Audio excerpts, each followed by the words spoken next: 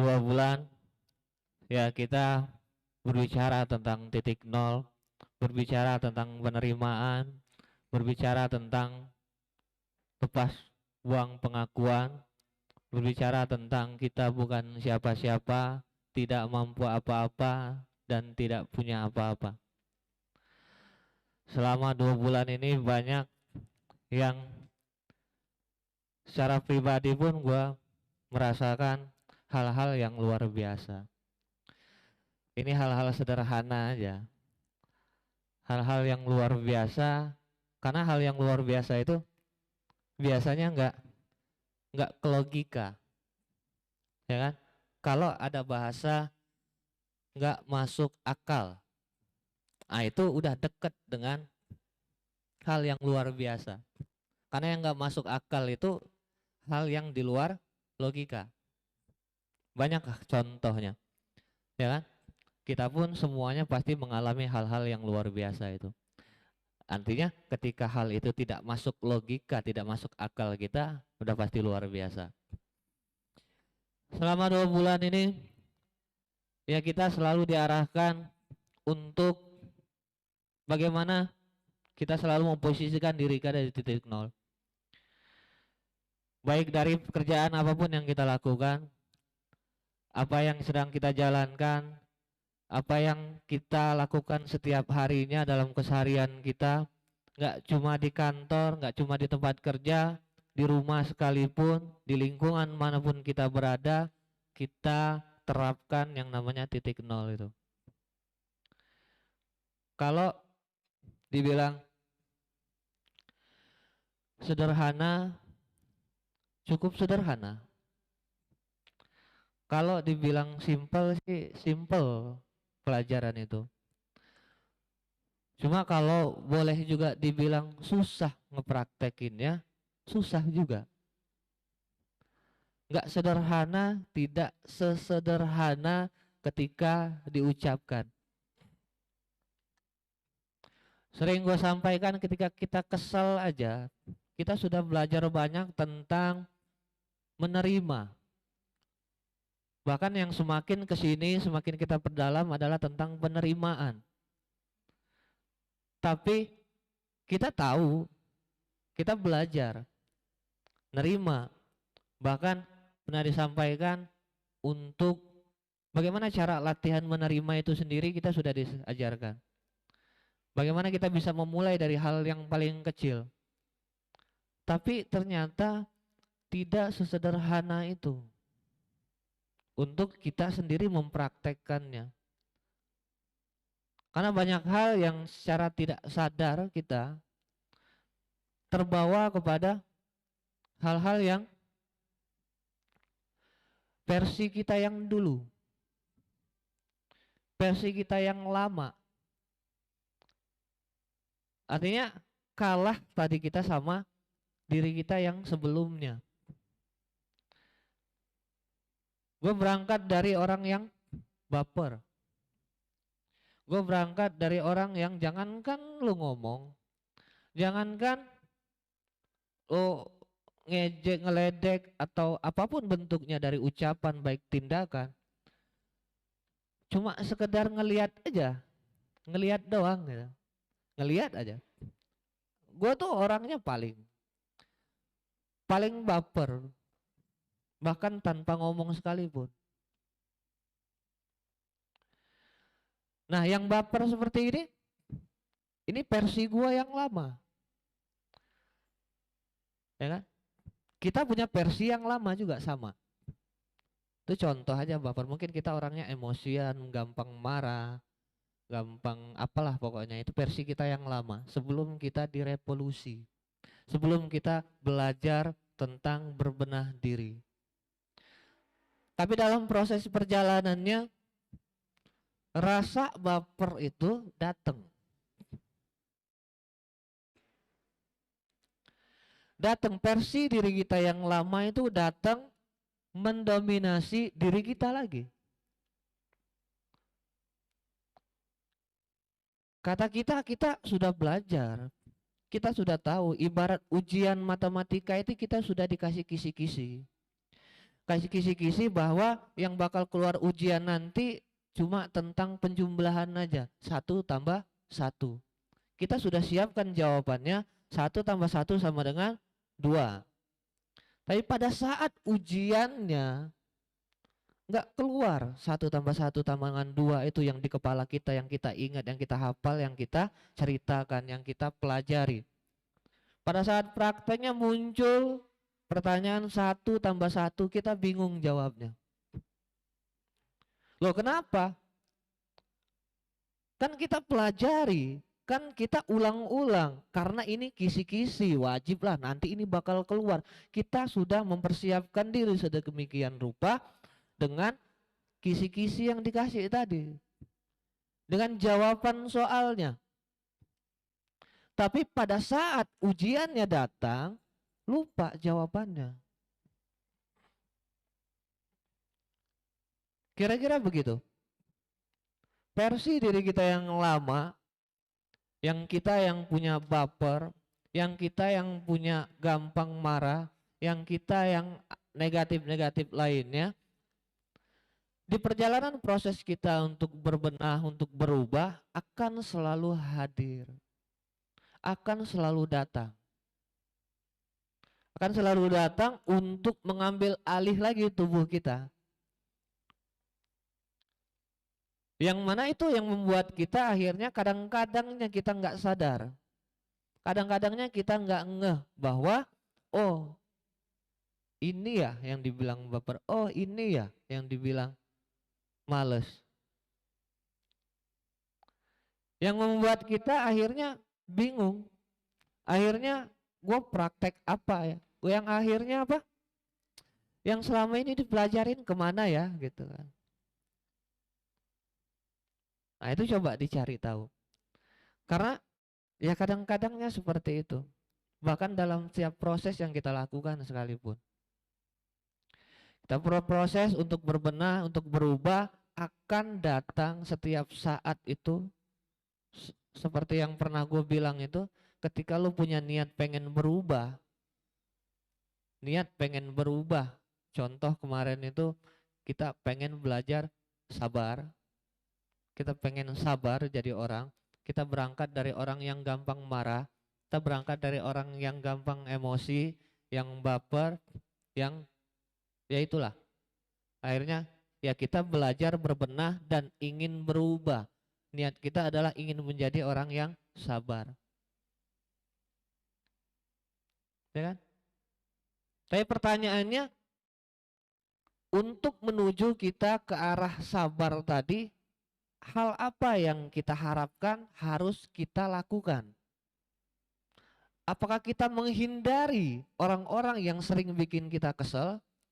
Apakah kita menghindari dunia kerja kita, menghindari lingkungan rumah kita, akhirnya kita menyepi di dalam goa? Atau kita menerima bentukan-bentukan yang dikasih sama Tuhan untuk memproses diri kita, untuk menggodok diri kita, untuk menjadi apa yang tadi kita niatkan, untuk menjadi orang yang sabar. Nah jadi dua hal itu. Ketika kita punya niat pengen jadi orang yang sabar, dua pilihannya.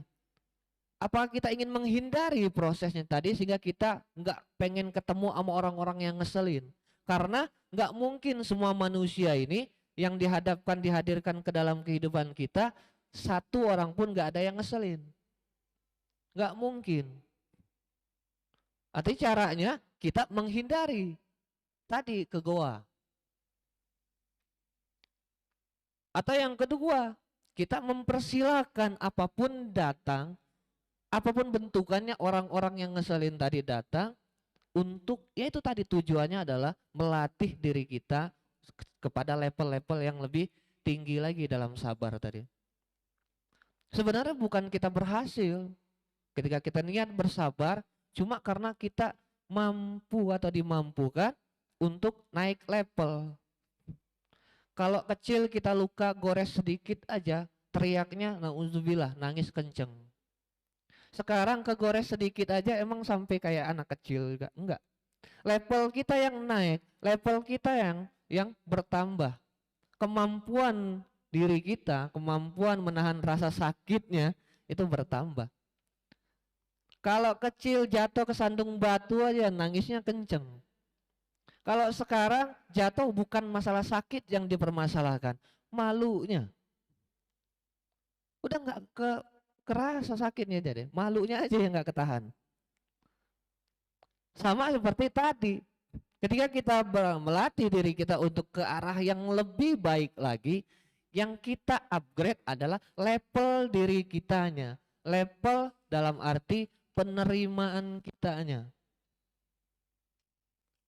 Semakin tinggi level penerimaan kita terhadap segala sesuatu, akan, ya itu tadi, kalau dibilang sabar, ya kita akan jadi sabar. Kenapa? Orangnya nggak berubah. Orangnya nggak berubah, yang ngeselin tetap ada, tetapi kemampuan diri kita yang untuk menerima orang yang ngeselin tadi yang bertambah. Jadi jangan pernah berharap bahwa ketika gue pengen berubah, pengen berbenah, pengen menjadi orang baik, pengen menjadi orang yang sabar, akan hilang di muka bumi ini orang yang ngeselin. Kan nanti akan disambung sama Bang Deki. Kalau nggak salah ada kalimatnya itu. Apakah kamu dibiarkan berkata beriman tanpa diuji? Nanti Bang Deki yang bantu jelaskan. Gue cuma ngutip sedikit aja. Nanti dijabarkan lebih lanjut sama Bang Deki. Apakah kamu dibiarkan berkata beriman tanpa diuji? Nah, katanya seperti itu. Bang? Bang, benar gak? Benar. Takut salah. Oh, takut salah. Belum dapat ini sanad yang benar. Dari kalimat itu aja benar bahwa apakah kita untuk berubah atau berbenah ke arah yang baik tadi tanpa ada sedikit pun lika-liku, tanpa ada halangan, tanpa ada rintangan, tanpa ada gangguan, lempeng aja hidup.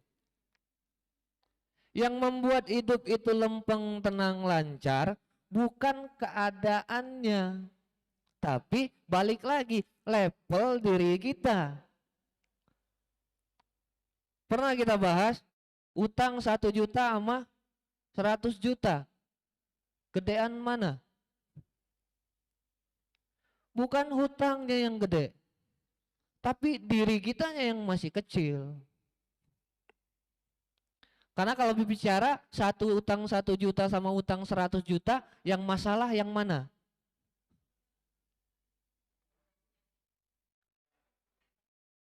Yang utang 1 juta apa yang utang 100 juta yang masalah? Hah? Satu utangnya. Bukan satunya, bukan hutangnya, bukan nominalnya, tapi orangnya yang salah. Karena apa? Orangnya yang menganggap hutang 1 juta sebagai masalah. Nah, kan? Orangnya yang menganggap hutang 100 juta masalah. Bahkan hutang 50.000 aja, kalau orangnya yang menganggap masalah, ya masalah. Kenapa ada yang tenang-tenang aja dengan hutang miliaran? Ada yang udah kayak kebakaran jenggot rambut juga. Cuma hutang 500.000. Karena level kitanya yang belum sampai. Ya kan? Kebayang paniknya ya, ya. Punya hutang sekian puluh juta kemarin. Sekarang bisa tenang. Artinya ini yang semakin kita perdalam sekarang. Ini yang semakin kita pelajari sekarang.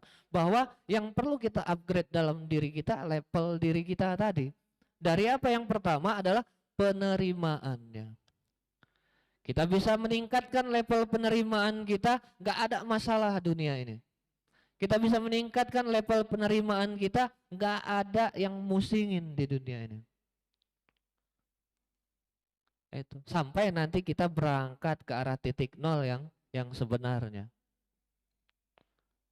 Ini.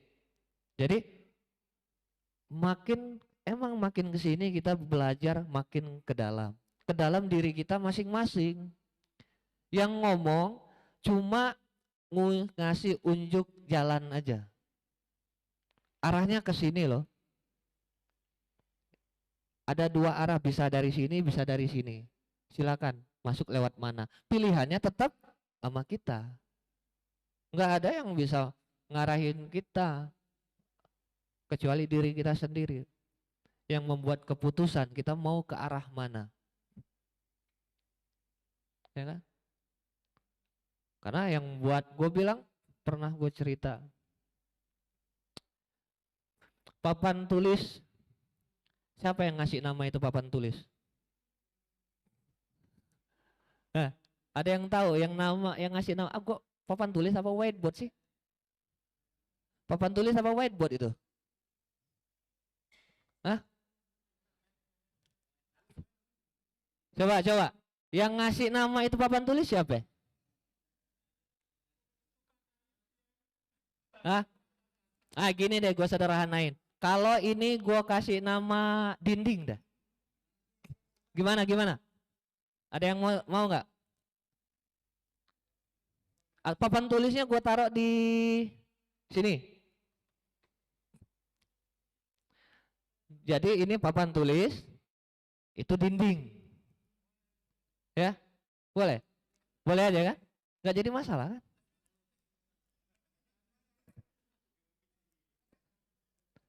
Tapi karena kebanyakan orang bilang itu papan tulis, kita ngikut dia kan. Kebanyakan orang bilang ini table.